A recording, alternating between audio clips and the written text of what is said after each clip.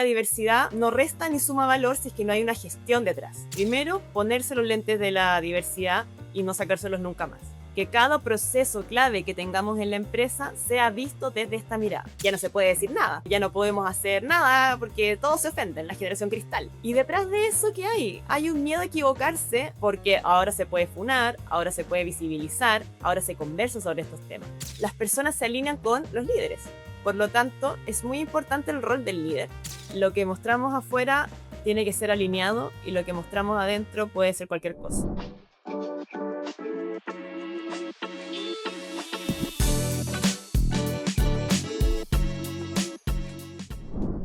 Hola, ¿cómo estás? Soy Pablo Fuenzalía y te doy la bienvenida a Open Mind, el podcast donde las conversaciones abren posibilidades. Cada episodio es una invitación a mirar con otros ojos temas que suelen quedar fuera de la agenda diaria. Desde la ciencia y la experiencia abrimos preguntas que incomodan, inspiran y habilitan nuevas formas de hacer empresa. Hoy vamos a hablar de diversidad, equidad e inclusión, también conocido como DEI. ¿Pero qué significa realmente? No se trata solo de incorporar personas con distintos perfiles o identidades. Se trata de crear espacios donde todas las personas puedan participar, aportar y sentirse parte. Donde la diferencia no sea un problema a gestionar, sino un valor a potenciar. ¿Cómo se lidera una estrategia de DEI en organizaciones grandes y diversas? ¿Qué desafíos enfrentan quienes impulsan estos temas desde dentro? ¿Y cómo conectar inclusión con estrategia y resultados sin caer en modas pasajeras? Antes de comenzar, te invito a seguirnos y activar las notificaciones para no perderte ningún episodio. Te invito a quedarte. Empezamos. Nuestra invitada de hoy es Pía Silva, psicóloga y experta en DEI. Tiene más de 12 años de trayectoria en áreas de recursos humanos, cultura y liderazgo, trabajando en sectores como minería, retail, salud y educación. Pero más allá de sus cargos, Pía se describe como alguien que busca ser puente entre personas y el negocio, una voz que articula propósito, estrategia y acción. Por eso, la invitamos para conversar sobre qué significa impulsar una estrategia de inclusión hoy, qué aprendizajes deja esa experiencia y qué rol cumplen los líderes y equipos de personas para construir culturas diversas y sostenibles. Bienvenida, Pía, ¿cómo estás? Súper bien, muchas gracias por esta invitación, estoy súper emocionada. Ay, pero gracias a ti por estar acá y compartir tu experiencia, tu mirada, tus opiniones. De eso se trata y que por supuesto en el camino nos divertamos junto a quienes nos escuchan. Pía, para empezar de lleno, muchas personas han escuchado hablar de DEI, pero no todos entienden qué implica. ¿Cómo definirías diversidad, equidad e inclusión desde tu experiencia? Diversidad es bien simple, es tener gente diferente en un mismo lugar. Entonces es la coexistencia entre personas con distintas características identitarias, socioculturales, experiencias, opiniones, visiones, y que todas comparten el mismo espacio. La equidad, por otro lado, es dar a cada quien lo que necesita tener para que puedan tener las mismas oportunidades de contribuir. Es decir, generar aquellas condiciones que garanticen la igualdad de oportunidades partiendo de la base que no todos partimos desde el mismo lugar. Y finalmente yo creo que inclusión es como la concreción de esto, es decir, aquellos comportamientos y espacios, clima que nosotros construimos que hace que esta diversidad efectivamente se pueda gestionar y que funcione. Entonces a mí me da esta imagen de que no es que haya que invitarlos a bailar, esta típica metáfora que uno tiene, sino que realmente tengan un espacio en la mesa y se puedan sentar y se sientan seguras de opinar y de aportar. Entonces vendría siendo un acto más consciente de considerar estas diferencias como un valor y que se pueda generar algo más robusto y algo nuevo también. Mucha gente después está todas estas investigaciones de distintas consultoras, de distintas academicistas, que efectivamente la diversidad bien gestionada fomenta la innovación y da soluciones pertinentes justamente porque hay distintas miradas que se construyen hacia algo más grande. Buenísimo, o sea, ya pasamos al tiro al valor y a mí me gustó, aunque es la metáfora que conocía esto de crear las condiciones, voy a decir, la diversidad no alcanza. La diversidad, voy a decir, es como cerrar una pieza con distintas personas, distintas culturas, etcétera, pero no significa que la dinámica interna facilite que todos puedan colaborar, participar, innovar juntos, etcétera. Entonces, si entendí bien, tomando la inclusión está relacionada con los comportamientos específicos que habilitan que las personas puedan sentirse seguras para participar. ¿Estoy bien? Sí, efectivamente. Es aquello que nosotros hacemos, decimos y en el fondo que mostramos para que se puedan que genere estos ambientes respetuosos y seguros. Y mirando esto que estás diciendo y que yo un poco estoy parafraseando para ver si voy comprendiendo bien, ¿cómo hacemos para construir una cultura? La cultura finalmente son los comportamientos reales que realmente sea inclusiva. Bueno, Pablo, como tú decías, la diversidad es un hecho.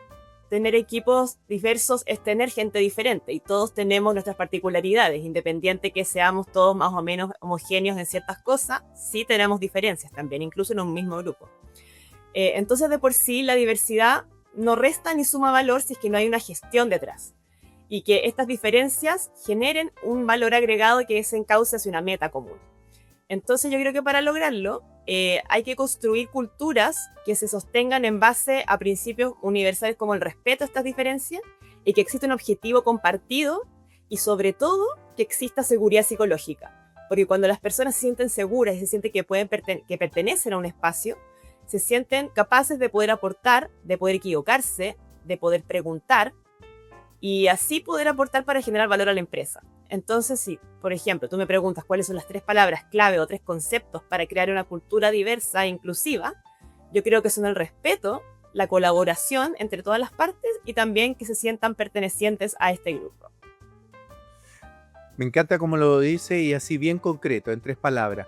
Pero me gustaría desafiar algo, porque voy a partir de la base que todos somos buenas personas, tenemos buenas intenciones, pero nos come lo cotidiano, nos come, lo que, como dicen, el 95% de nuestras conductas en general obedecen aspectos inconscientes. Y me parece que inconscientemente la gran mayoría de las personas no somos inclusivos. ¿Mm? Uh-huh. Eh, ¿Estoy bien en esta interpretación que estoy haciendo? ¿O hay un porcentaje mayor en general, naturalmente somos inclusivos? Yo creo que va a depender del contexto y de qué consideramos inclusivos también. Ya. Personas pueden ser consideradas inclusivas porque están abiertas a escuchar, pero de repente tenemos esto que se llama sesgos inconscientes, que de alguna forma van a ir dirigiendo la forma en que nos vamos comunicando, que vamos actuando hacia cierto tipo de personas también. Entonces desde ahí, claro, podemos ser inclusivos desde el discurso, podemos ser inclusivos desde las acciones o también desde nuestros principios, creo yo. Bien, y tomando eso que podemos ser inclusivos, voy a decir, finalmente lo que entiendo es que lo que realmente aportan son los comportamientos inclusivos. Uh-huh. O sea, porque voy a decir que yo piense inclusivamente, pero mis comportamientos no cuadren con eso, tenemos un problema, ¿no es cierto? Justamente. Entonces, dicho de esa forma, si yo desafiara, ¿qué hace que eventualmente culturas que intentan, que realmente genuinamente quieren ser inclusivos, no lo sean?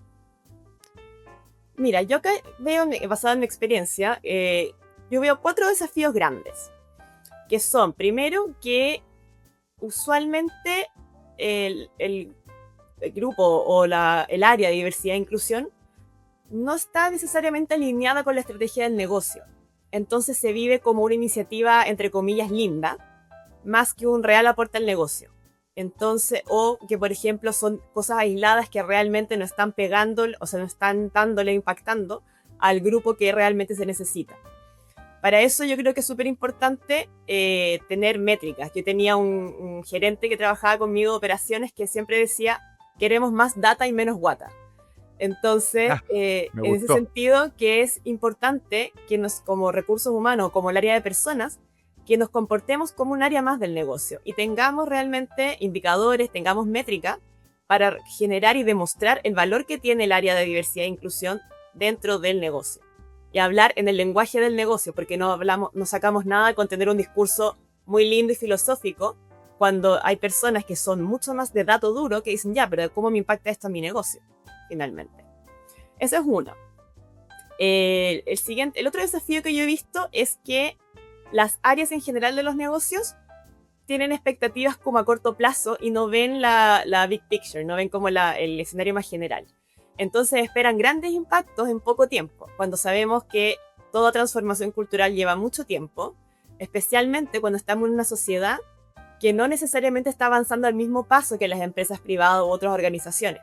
Entonces es súper importante en ese sentido setear las expectativas y considerar una estrategia que sea tanto a corto, mediano y largo plazo, para que tengamos estos, como que le dicen los quick wins, como pequeñas Sí. como victorias que van alimentando esta visión clara y el paso a paso que vamos teniendo hacia la visión más grande, que es ya el de mayor impacto y que Si incluye te a toda la entiendo bien, organización. claro, si te entiendo bien lo que estás planteando ahí, para ver si recogí, es que socialmente en la sociedad hay menos diversidad e inclusión que hoy día en las organizaciones, es decir, las organizaciones están tomando mejor, están impulsando más la diversidad e inclusión. No te diría como una afirmación, es lo que yo he Ya. observado realmente, que hay empresas que están, más que sean o no más inclusivas, hay mucha heterogeneidad dentro de las empresas. Por lo tanto, hay empresas que sí están mucho más adelantadas en este tema y hay quienes están recién partiendo.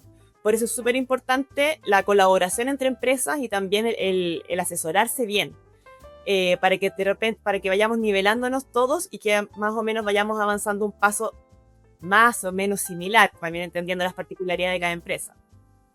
Ahora, tomando lo que tú dices y desde lo que yo veo, ¿será que a nivel sociedad hay menos leyes que impulsen la diversidad e inclusión y a nivel empresa hay más leyes que promueven eso, que hay que cumplir? Yo creo que las va a depender mucho del tipo de empresa que hay, porque hay empresas que son internacionales, que tienen estándares internacionales y otras que tienen que van mucho más ligados a la cultura de cada país. En ese sentido, hay que tener mucho en cuenta cuáles son las normativas de cada país, la cultura también, las creencias y todo eso, todas las particularidades que tiene cada país también, y cada sociedad, y también dentro del mismo país que en cada zona. Porque no es lo mismo vivir en el norte, en el centro, en el sur de nuestro país, por ejemplo, a también tener, no sé, población más rural o más urbanizada. Entonces hay que entender mucho cómo es el panorama dentro de cada empresa y de la sociedad también, que es bien heterogéneo. Por lo tanto, yo creo que no necesariamente vamos a todos alcanzar al mismo tiempo el mismo paso, la misma madurez, pero sí, ojalá generar espacios con las leyes que estamos teniendo, con los proyectos que están haciendo distintas organizaciones, para que más o menos podamos hablar del mismo idioma por lo menos y que vayamos teniendo una meta común. Perfecto. Cuando te escucho ahí, estamos hablando que cómo influye el marco regulatorio dentro del país. Segundo, la cultura, incluso dentro del propio país, cómo va cambiando dependiendo de dónde estemos. En el caso de Sin Chile duda. sería probablemente a nivel región metropolitana, habría un impulso distinto que a lo mejor a nivel más regional.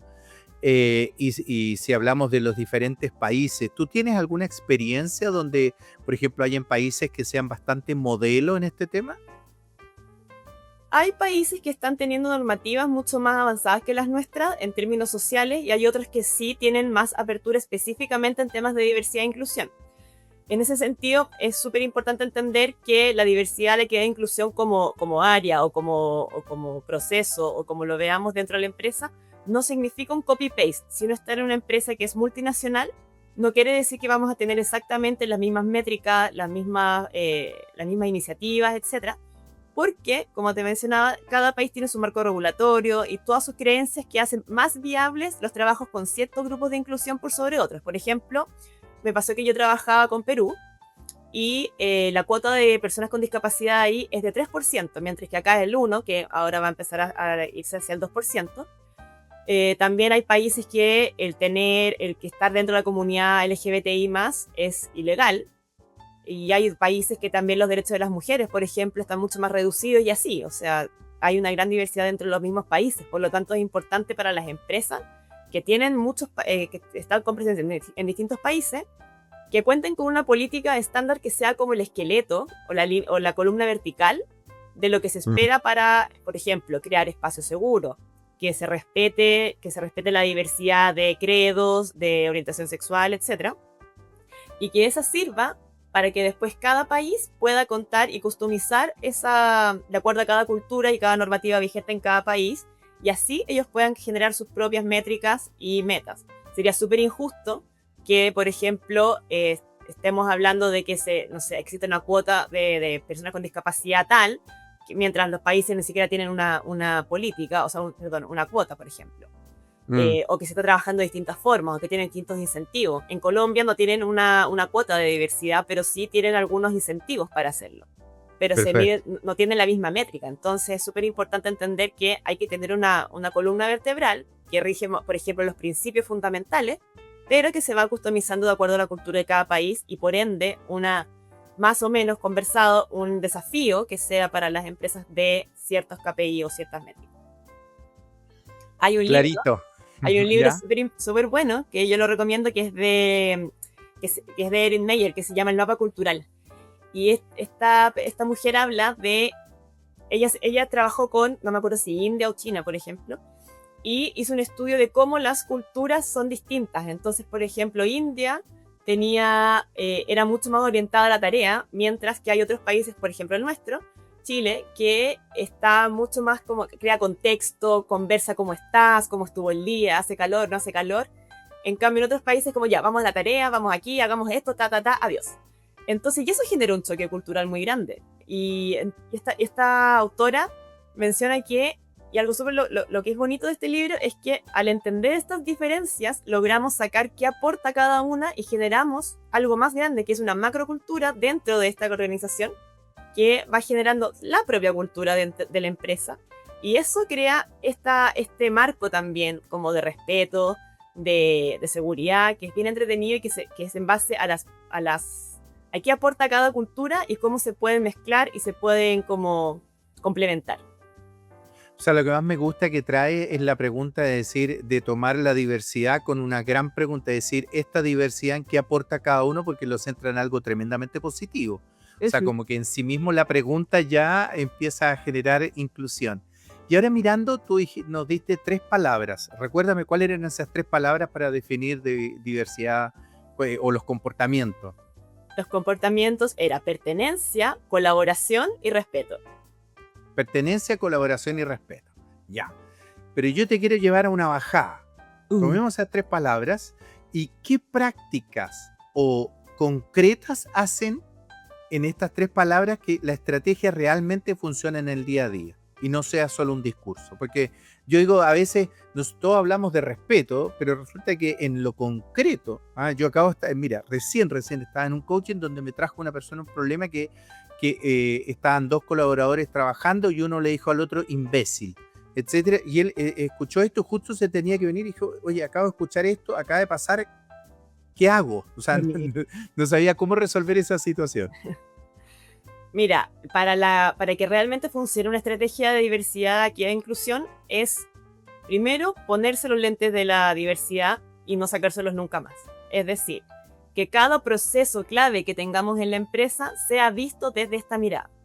Puede ser en procesos clave como desde la atracción de talento, cómo hacer un feedback, que eso es transversal a toda la organización, cómo hacer una evaluación de desempeño que considere estas diferencias o estas particularidades, los beneficios que tienen las empresas. Muchas veces las empresas tienen muchos beneficios, pero están ligados, por ejemplo, te invento, útiles escolares para los niños, regalo de Navidad para los niños, tiempo extra para familias. ¿Y qué pasa con los que tienen perrijos, gatijos, plantijos? ¿Qué pasa con aquellos que realmente, no sé, quieren viajar más que tener tiempo, salir temprano, por ejemplo, o que quieren más flexibilidad?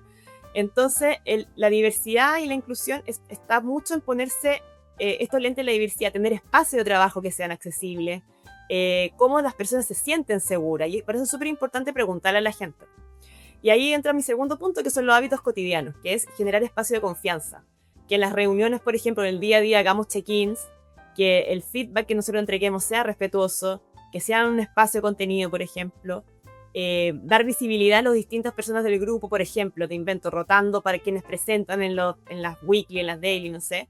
Entonces, en esas formas vamos dando ciertos espacios para que todas las personas se sientan parte del equipo y que sientan parte que son capaces. Y la última, que yo creo que es la más importante, es decir, o sea, ser consecuentes entre lo que decimos y lo practicamos.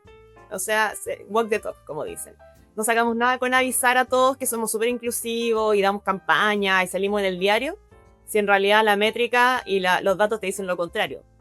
Entonces, es súper importante eso, yo creo. Entonces, ponerse estos lentes en los procesos clave de la organización hacerlo en hábitos cotidianos y ser consecuente entre lo que decimos y lo practicamos. Yo personalmente prefiero una empresa que me diga, sabes que yo no voy a trabajar el tema, por ejemplo, de liderazgo femenino, no me interesa porque no va alineado con el negocio, a que digan, no, si somos muy inclusivos y que el liderazgo femenino y no hacen nada al respecto.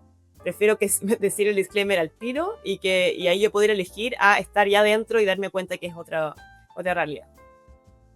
Bueno, aparentemente a nivel sociopolítico, aquellos candidatos presidenciales que han sido mucho más directos y claros con lo que dicen y que aunque no nos guste, han ganado más votos. Así que no sé si tendrá algo que ver con que estamos buscando seguridad. Fíjate que hace poco en un podcast me dijeron algo que me encantó. Me dijeron que el video ande con el audio, que estén acoplados con el audio, no que se desacoplen. Me gustó como metáfora. Está perfecto. Sí, me una gustó jefa que mucho. yo quiero mucho me decía, hay que ser y parecer. Exactamente, sí, totalmente. Ahora, en esas líneas de hacer las cosas concretas, de proveer, tú al pasar dijiste, y yo le doy harta importancia a los aspectos más inconscientes como ser humano. Siempre digo, más que encontrarnos con malas personas, en general yo me encuentro con personas inconscientes. Como tengo la posibilidad de trabajar en coaching, logro llegar a un nivel donde la persona empieza a darse cuenta. Y hablaste de los sesgos. ¿Cuáles crees tú que son los sesgos que más se muestran en el mundo de la inclusión que no vemos? Para partir, yo diría que una cosa súper importante que tener en cuenta es que los sesgos son inherentes al ser humano. Nadie está libre, por más consciente que uno sea de la diversidad, por mucho que uno trabaje en esto. Yo misma que he trabajado años en este tema, también tengo mis propios sesgos inconscientes. Y esos son de los grandes desafíos al momento de gestionar el cambio cultural en las organizaciones y también en DI. Esto es porque finalmente el cerebro busca ahorrar energía, o sea, nosotros del 100% de los estímulos que capta el cerebro, procesa cognitivamente una parte mínima, me debería decir que ni siquiera el 1%. Entonces, el cerebro ¿qué hace? Busca ahorrar energía y acortar camino, encontrando estos patrones y asumiendo reales cosas porque son por atributos o por ciertas ideas o valores. Entonces, desde ahí entender que es algo inherente al ser humano, que lo importante es hacerlos conscientes y trabajarlos desde ahí. Que no es algo, o sea, de por sí no es malo, es una estrategia que tiene el cerebro. Por lo tanto, hay que trabajarlo como tal y no como un castigo, sino que desde la educación. Y en ese sentido, las cosas que yo he visto en mi trabajo han sido, primero, el sesgo de afinidad, que es el más típico, que es yo voy a tender a preferir a personas que se parecen a mí, ya sea por casa de estudios, desde donde vengo, mi país, cierta, no sé, partido político, no sé, alguna cosa que sea afín a mí, yo voy a decir, prefiero a esta persona a nivel inconsciente, o tener más preferencia. El segundo sesgo que yo veo muy seguido es el de la confirmación, es decir, el típico caso muy típico que, no sé, los relojes suizos son perfectos. Pero ¿qué pasa? ¿Y qué pasa? Claro, mi reloj funciona perfecto. Pero, por ejemplo, no sé, los autos chinos son malos. Y justo manejé un auto chino y me chocó. Estás malo. Es que son malos. Nada que hacer, son malos. Cuando en realidad la estadística puede decir algo distinto, no sabemos. Pero uno tiende a tener ciertas ideas respecto a ciertos grupos. Y finalmente una palabra que es muy Gen Z, que es el tokenismo, o lo que le llamábamos antes el cuoteo, que era incluir por incluir. Que es, ya, necesitamos mujeres, así que ya, cuota de mujeres. Por incluir el indicador. Claro, ya, vamos a tener todo, ya, personas con discapacidad, ya, tenemos que tener el 1%. Pero, ¿qué hacemos con estas personas con discapacidad? ¿Qué hacemos con estas mujeres en liderazgo? Si dicen, no, pero es que después no están preparadas. Bueno, pero es que, ¿qué hicimos nosotros previamente? O sea, cumplimos con la cuota, pero ¿cómo la gestionamos? Entonces, claro, el incluir por incluir, el sesgo de afinidad y el de confirmación son los más típicos. Y también yo creo que es importante mencionar que también hay resistencias que no somos conscientes, que no necesariamente son sesgos, que obviamente está el temor a lo desconocido, pero una cosa súper importante, o sea, una cosa muy clave es el temor a equivocarse, que va muy disfrazado con frases, por ejemplo, ya no se puede decir nada, o ya no podemos hacer nada porque todos se ofenden, la generación cristal, por ejemplo, que he escuchado mucho. Y detrás de eso, ¿qué hay? Hay un miedo a equivocarse porque ahora se puede funar, ahora se puede visibilizar, ahora se conversa sobre estos temas.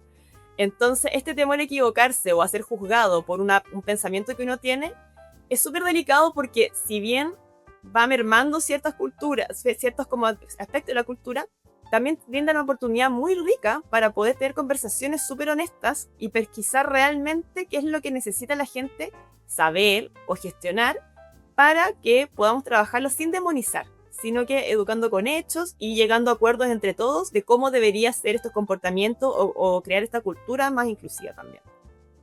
Y tomando todo lo que tú dices, ¿cómo particularmente tú has abordado, por ejemplo, esos sesgos? Personalmente, educándome, aprendiendo, asesorándome con empresas externas respecto a los temas, porque obviamente yo no sé todo, a pesar de que tengo experiencia de años en esto, yo nunca voy a saber todo. Por lo tanto, yo creo que aprender de otras empresas, de otras organizaciones que se dedican a estos temas, ha sido súper importante en mi camino de darme cuenta de estos sesgos. Y también ir observando cómo el efecto que tienen ciertas creencias mías y cuestionándome, como esto es desde algo como un hecho como académico literal o una creencia mía y desde dónde viene. Y ir trabajando ese músculo. Yo creo que no es una cosa de como, ya, listo, me di cuenta que tengo un sesgo, que usualmente tengo este sesgo de afinidad, listo, lo dejé. No, es un trabajo constante del día a día, porque es algo que el cerebro está diciendo, es una cosa cognitiva, es un fenómeno cognitivo, por lo tanto no vamos a ser enseguida como súper buenos dejando nuestros sesgos, sino que ir trabajando los día a día y nos vamos a equivocar y nos vamos a dar cuenta y vamos a volver a trabajarlo. Yo creo que ese ha sido el trabajo principal, el educarme y el aprender de otras personas. Buenísimo. Y escuchar a los demás también.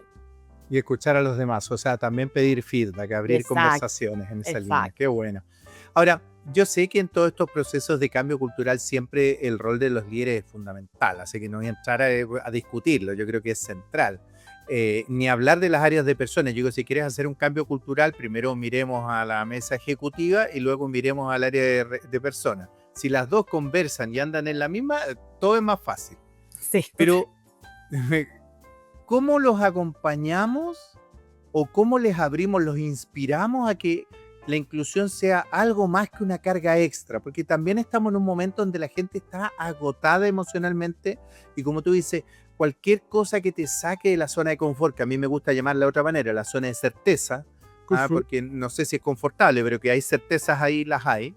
¿Cómo hacemos? ¿Cómo inspiramos? ¿Cómo movilizamos eso? A mí me gusta pensar que el área de personas y los líderes tienen que trabajar en conjunto. Yo creo que el área de personas es como los arquitectos, los que construyen el barco, y los líderes y los liderazgos en general son como los capitanes del barco. Entonces, el área de personas son quienes van creando los fundamentos, los principios, y toda la estructura, las políticas de inclusión, todo lo necesario para que los liderazgos puedan también ejercerlo en sus equipos. Pero finalmente, realmente una organización puede ser muy desde lo estructural, muy inclusiva, entendiéndose como que tenga políticas, que tenga beneficios, que tenga espacios accesibles y todo. Pero si los liderazgos no están alineados con eso, las personas se alinean con los líderes. Por lo tanto, es muy importante el rol del líder o de la líder para que puedan realmente plasmarlo en la cultura. Entonces, yo creo que para eso, el área de personas, como les mencionaba antes, tiene que trabajar con indicadores claves del negocio. Por ejemplo, rotación, engagement, planes de sucesión, todo lo que sea desde el negocio que le agregue valor al negocio y que el negocio considere valioso, el área de personas tiene que entrar en eso con la mirada inclusiva. Y adicionalmente, los líderes tienen que ver cómo esto afecta en mi área. Yo tengo un recuerdo muy lindo de una campaña que hicimos para el mes del orgullo, en una compañía que yo trabajé, que estábamos hablando en una mesa de un grupo de afinidad que estábamos hablando justo este tema. ¿Qué vamos a hacer para el Pride Month? ¿Qué vamos a hacer para el mes del orgullo? Y esa mesa estaba compuesta por áreas de marketing, de finanzas, de operaciones. Y dijeron, ¿y qué pasa si hacemos una campaña hacia el público? Ya venimos trabajando harto como adentro.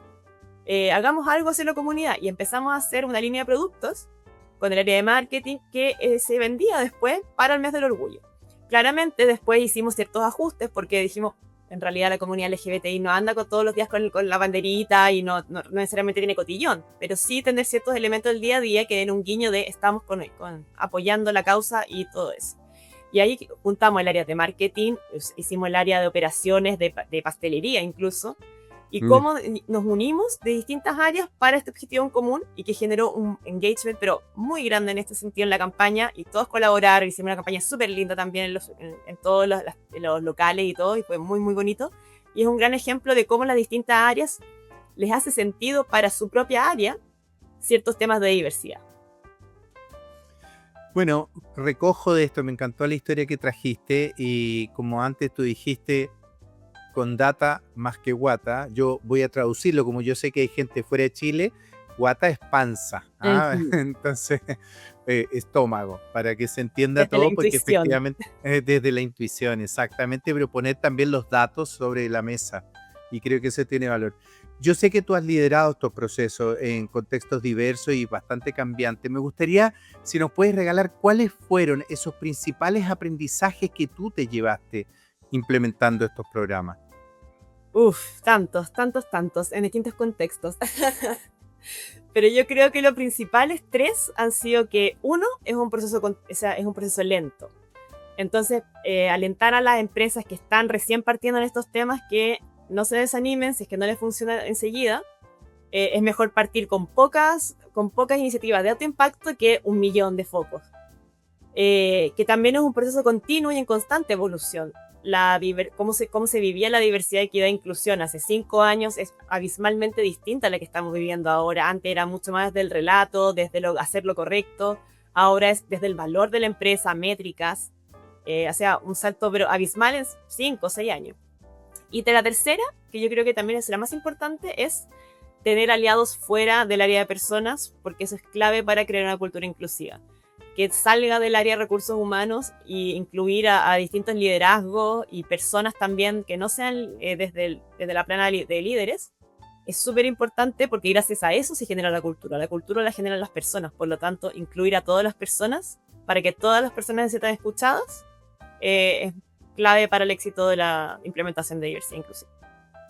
Me acuerdo cuando tomé un magíster, me tocó hacer un escrito y justamente una de las cosas que hice sobre los sistemas complejos y los seres humanos nos comportamos como sistemas complejos, estamos tremendamente interconectados y por lo tanto no es predecible un guión que No. uno defina, tiene que ser totalmente adaptable, flexible, etcétera.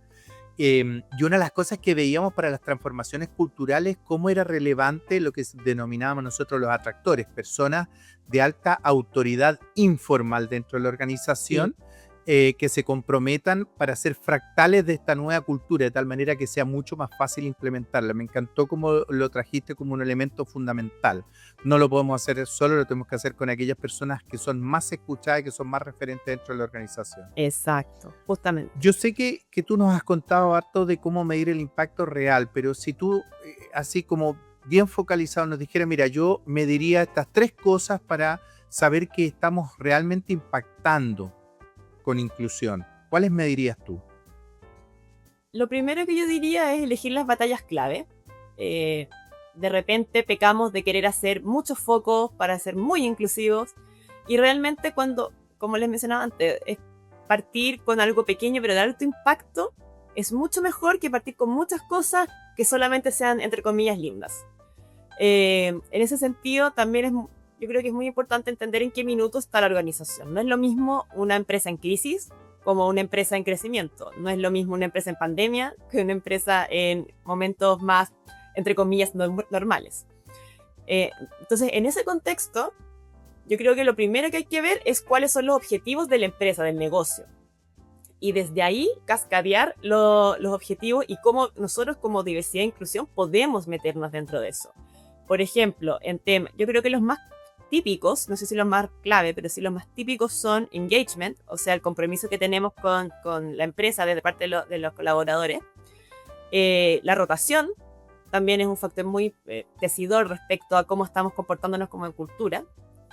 Y también un tercero podría ser si tenemos, por ejemplo, liderazgos más diversos y que no sean solamente de ciertas características.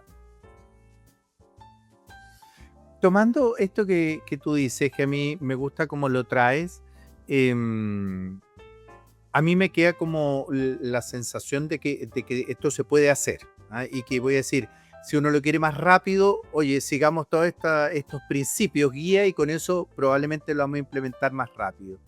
¿Podría ser que cuando una organización hace muchas actividades, es decir, se dispersa en vez de pocas de alto impacto, sea un síntoma de poco convencimiento y que queremos hacer más marketing?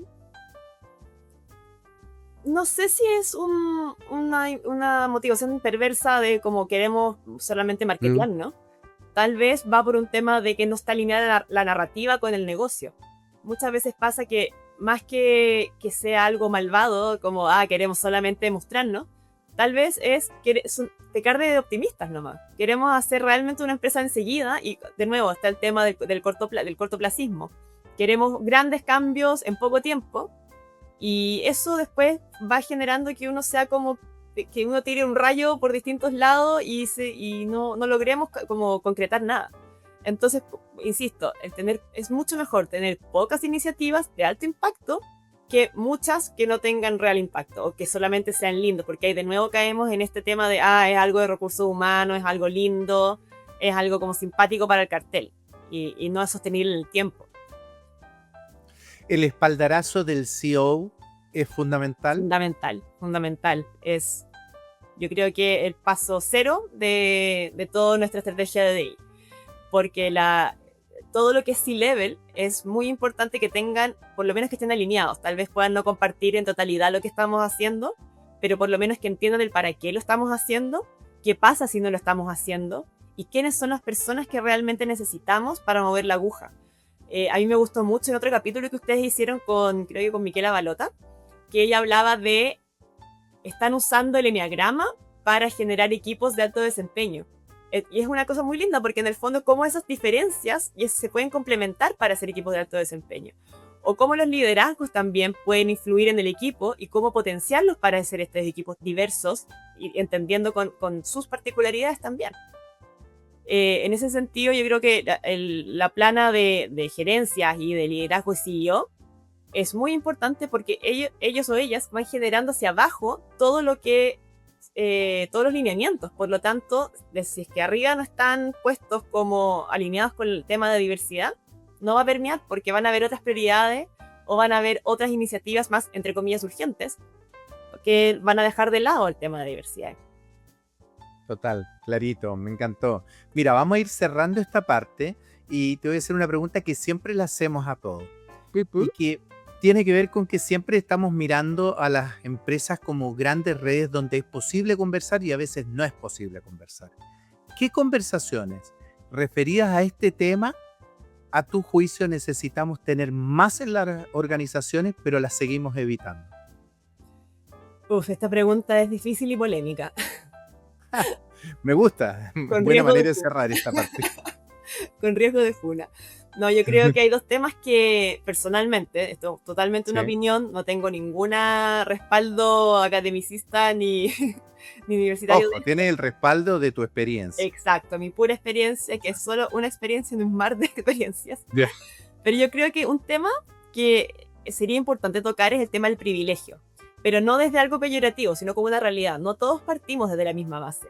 Por lo tanto, el camino que vamos logrando hacia ciertas metas o cierto desarrollo va variando y es muy bueno empezar a pensar en cómo logramos nivelar esta cancha para que todos podamos tener esta igualdad de oportunidades.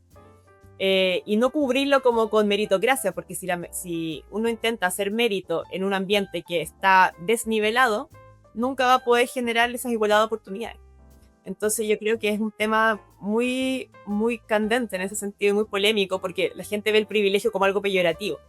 Y realmente no, es algo que uno no eligió, nació en ciertas o no nació con ciertas oportunidades y eso es muy bueno, es muy bueno visibilizarlo porque así empezamos a nivelarlo.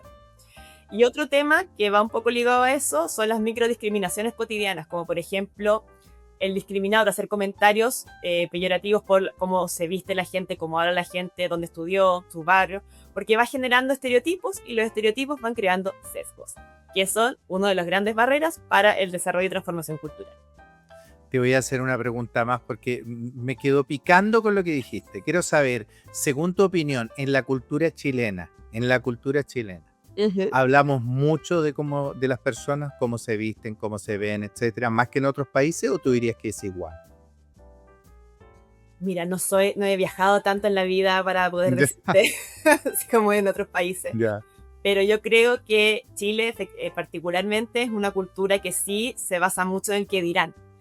Por lo tanto, el cuidar las apariencias yo creo que sí es un factor importante. Y como el cuidar las apariencias implica compararse entre yo y otros, se llega a ciertos estereotipos y se llega a ciertos sesgos por parte por eso. No te digo que sea la única razón, pero uno de los motivos yo creo que sí puede ser como el hablar de cómo aspectos que son propios de la persona. Me encantó.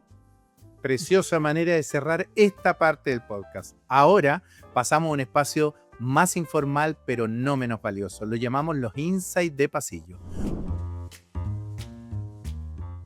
Porque no todo lo que transforma se aprende en los libros. A veces una frase, un consejo o una práctica sencilla escuchada al pasar puede marcar la diferencia en cómo lideramos o trabajamos. Pía, ¿qué herramienta o consejo informal te ha servido más en tu día a día profesional y todavía usas? Un consejo que me dio una jefa muy importante fue: lo que mostramos afuera tiene que ser alineado y lo que mostramos adentro puede ser cualquier cosa. Una jefa que yo quería mucho me decía: ya, si tú te equivocas, yo te voy a respaldar. Y va después, cuando estemos solas, ahí te reto, te digo que sí, que no, que todo, pero siempre veámonos como un bloque. Y eso es muy importante porque las áreas, cualquier área, pero ya que estamos hablando del área de diversidad, equidad e inclusión, necesita verse como un bloque constituido y fuerte, porque así logramos como, no sé si convencer es la palabra, pero sí alinear a las demás personas e inspirar para que puedan alinearse a la estrategia de DI en este caso, o a las otras áreas que quieran también. Entonces yo creo que contar con un equipo que sea cohesionado y que se apoye y que se haga un trabajo realmente colaborativo me ha ayudado mucho a yo misma crear espacios donde realmente nos apoyemos y colaboremos y nos pongamos de acuerdo y que todos sepamos de todo lo que hace el otro. Yo creo que eso es un consejo súper importante que me dieron una vez y lo aplico en mi día a día. ¿Qué mejor que un consejo que aplica y que te funciona? Buena manera. Mira, las grandes transformaciones no siempre empiezan con respuestas, sino con buenas preguntas. En esta sección te pido que compartas con nosotros una de esas preguntas que te acompaña, que te desafía o que siempre vuelve. Entonces, ¿cuál es esa pregunta que te acompaña desde hace tiempo y que todavía te genera reflexión? Esa es muy fácil, que me la hago todos los días. Cada A vez que ver. yo hago una reunión, desde una reunión hasta un proyecto grande, yo siempre me pregunto: ¿quién falta en esta conversación y qué nos estamos perdiendo por no tener a esta persona en esta conversación? Porque así yo voy haciendo este paneo de representatividad y de captar realmente una necesidad integral o una mirada integral del problema o desafío que estoy teniendo. Me encantó. Qué buena para llevársela, sobre todo en el ámbito que estamos conversando. ¿Quién falta y de qué nos estamos perdiendo porque falta? Buena pregunta, me la llevo. Me estoy llevando estos podcasts una cantidad de preguntas que ahora de repente no puedo dormir, pero está bien, pero sirven, están buenísimas. No, por favor, Mira, léala. buenísimo. Este podcast busca construir una comunidad de ideas, de propósito y experiencias compartidas. Por eso esta última sección la llamamos Cadena Abierta y le pedimos a cada invitada e invitado que se convierta en un puente, que nos ayude a imaginar las próximas conversaciones que podríamos tener. Pía, ¿a quién te gustaría que invitemos a Open Mind para seguir explorando estos temas? ¿O alguno que te parezca relevante? ¿Y qué pregunta te gustaría que le hiciéramos? A mí me gustaría mucho que invitaran a José Leonardo Jiménez. Él es líder de cultura, diversidad y marca empleadora en Walmart Chile. Y creo que él tiene muchísima experiencia sacando el tema de diversidad y de cultura sacándolo desde recursos humanos y plasmándolo a otras áreas. Y también yo creo que es muy bueno viendo cómo el tema cultura, ya más allá de diversidad, cómo la cultura o cómo las características propias de cada organización pueden hacerse más sostenible en el tiempo y que las personas deseen trabajar en esta empresa, no solamente por un marketeo, sino que porque honestamente hay una coherencia entre el relato y las acciones. Walk the talk. Walk the talk. Exactamente. Bueno, muchas gracias por hacer este puente. Y una pregunta que es fundamental, pero la respuesta es para quienes nos están escuchando. Si los oyentes quisieran ponerse en contacto contigo o saber más sobre tu trabajo, ¿cuál es la mejor manera de hacerlo? Por LinkedIn. Soy bien activa en LinkedIn, así que contesto no enseguida, pero bastante rápido. Excelente. Pía, muchas gracias por tu experiencia, por darte el tiempo para conversar con nosotros, por estar en Open Mind. Fue un Muchas placer hablar contigo, un gran éxito. Eso fue todo por hoy en Open Mind, el podcast donde las conversaciones abren posibilidades. Gracias por acompañarnos en este espacio que busca repensar la forma en que trabajamos, lideramos y habitamos las organizaciones. Si esta conversación te movió una idea, una emoción o una nueva posibilidad, compártela. Y si quieres seguir explorando estos temas, te invito a seguirnos y activar las notificaciones. Así no te pierdes ningún episodio y seguimos pensando juntos. Nos escuchamos en la próxima. Adiós y gracias.